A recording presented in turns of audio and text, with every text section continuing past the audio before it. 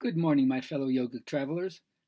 I'm mighty glad to be alive today, and I hope that you are too, as we continue to take a moment to live, laugh, love, learn, linger, and live the life we love. Ignorance is the main point that yoga shoves in your face, and that is that we are actively not knowing the nature of reality.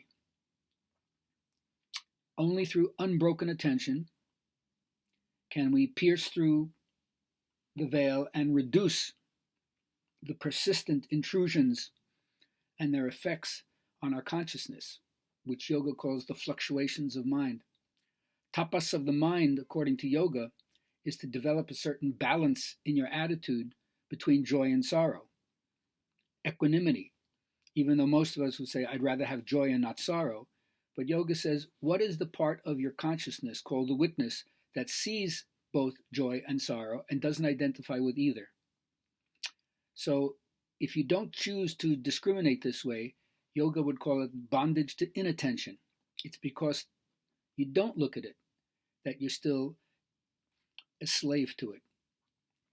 So the self, according to yoga, with a capital S, is the organ of acceptance par excellence.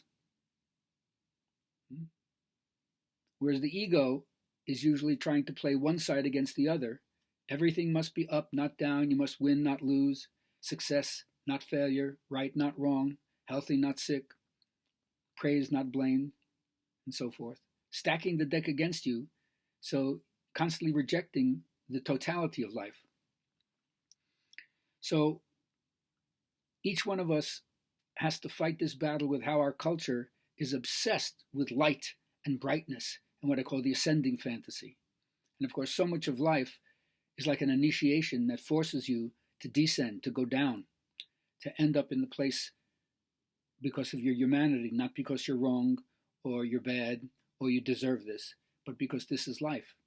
And rejecting so much of what life is because it's unpleasant is never going to get you to the consciousness or the perspective that helps you see that we all have a certain divine potential. Apotheosis is a great Greek word that describes the highest point of development that we're capable of.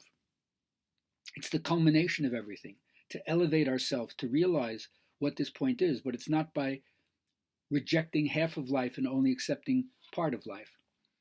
It's by exposing this, what I would call inferior function inside ourselves, which is rejecting the part of your personality which is weak or shamed or wounded in some way. How do you embrace it, include it, incorporate it, and go beyond it? So, as Emerson once said, life is a hieroglyphic to the solutions to the questions we would put. Life is a solution in hieroglyphic to the questions we would put, but it must be lived first as reality before it's apprehended as truth. So we got to reflect on this. That's why they say meditate. And then, as my affirmation teachers have always taught me, be a student of change. Change is normal, even though sometimes change is disruptive and we hold on to the status quo, even there are things about the status quo that are not really good, but it's the comfortable hell. We're used to it. So to be a student of change means, first of all, risk living. Because if you live, you risk dying. And then risk hoping. Because if you hope, you risk despairing. And then risk trying. Because if you try, you risk failing. But if you do this, you'll know what to react to and what not to react to in life.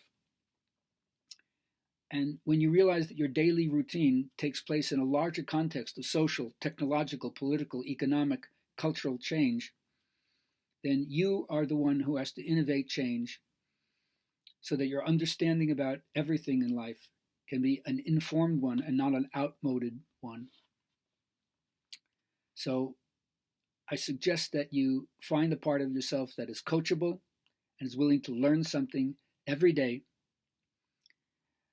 and find that thing which is unique in you so you can offer that which others do not, so that you live your life where you're willing to risk revealing yourself.